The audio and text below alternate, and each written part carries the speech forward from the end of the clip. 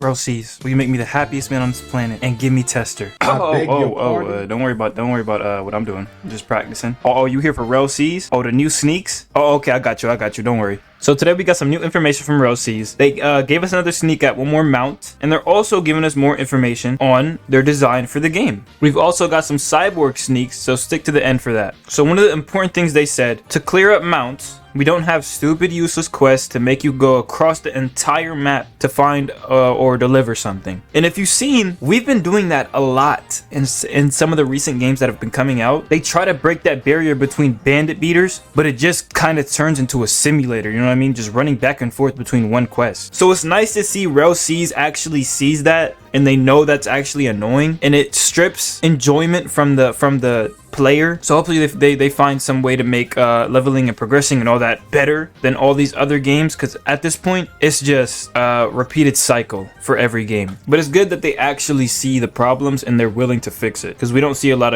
of developers being able to do that, you know what I mean? Another thing they said is RELL's islands are medium size and the progression style isn't linear. You could do almost anything to progress. This is a very smart way for them to make progressing, because some people don't like progressing in only one way. They want a variety of choices, and if they have a variety of choices, it's a better chance for the player to actually enjoy the game and stay there for the enjoyment of the game, and not because they're forced to, you know what I mean? Not because they're forced to get those couple of levels and then they're out. They play because they actually enjoy the game and they want to stay there, and they come back, and there's a higher chance that they come back for all their different games, or they come back for updates and stuff like that, and they're willing to make content on the game, you know what I mean? They want to be smart and not force you one way to level up, or one way of progression, or one way of doing everything. They want you to actually enjoy the game. They want you to search through a variety of what you like. They want you to, you know, look at everything. They want you to explore, which is obviously what they're trying to make us do. And they said islands are going to be medium sized. It's not going to be too big. It's not going to be too small. It's going to be a fair size, so it's not overkill in some areas. Like traveling from one spot to the island to the other won't be crazy. You know, you won't have to travel for like 5 minutes just to get there. An example of that is GPO. Going from island to island or from one spot to another is very exhausting, and it makes you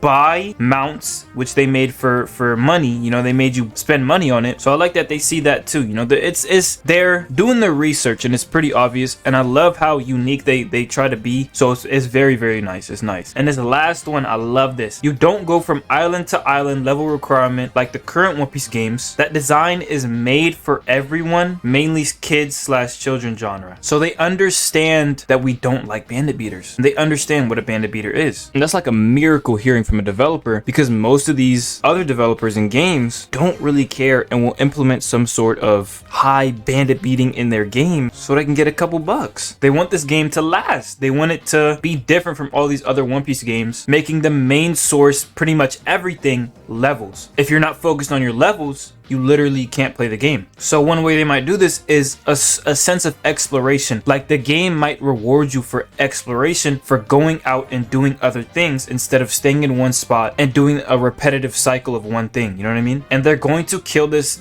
cycle of trash One Piece games, trash One Piece genres and stuff like that, because these One Piece games don't give us much to do. They really don't. And there's not much content that's fun. A game can have a lot of content, but if it's not fun, nobody's gonna play it. And we can tell that they're actually they actually watch the show, because they're everything that they implement into the game is, you know, One Piece. You know, we can get it, we can pull it from One Piece, we can talk about it from One Piece. So they're not gonna add something that doesn't make sense, like adding Goku to the game or something, like, you know what I mean? Like adding something that isn't in the show. And being creative and adding your own thing is okay, but if it doesn't have some sort of like similarity, it's just going to be out of place. They said RELL sees a design in a more unique way to experience for a more mature audience with some brain cells required.